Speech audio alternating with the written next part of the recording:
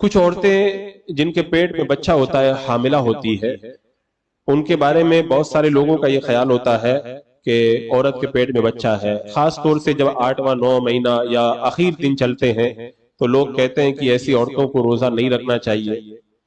تو کیا ایسی عورتوں کے لیے روزہ معاف ہے؟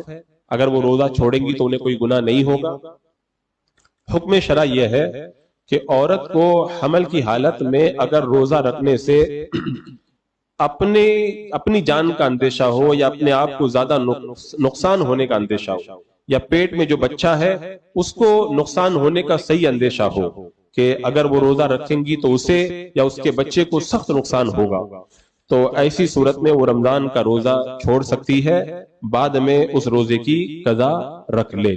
لیکن اگر اس طرح کا اندیشہ نہیں ہے تو پھر روزہ چھوڑنا اس کے لیے جائز نہیں ہے۔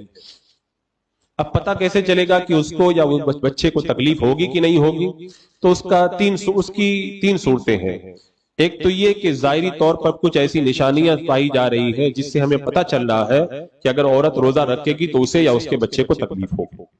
دوسری صورت یہ ہے کہ اس کا تجربہ ہے، اس کو تجربے سے معلوم ہوا ہے کہ اگر وہ روزہ رکھتی ہے تو اسے سخت تکلیف ہوتی ہے، برداشت نہیں کر پاتی وہ، تو ایسی صورت میں بھی وہ روزہ چھوڑ سکتی ہے، بعد میں قضا۔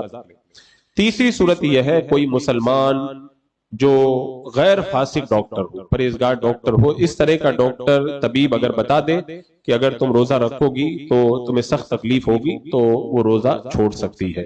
اگر ان تینوں میں سے کوئی صورت نہیں ہے تو پھر ایسی عورت کو روزہ چھوڑنا یہ جائز نہیں ہے، وہ روزہ رکھے گی۔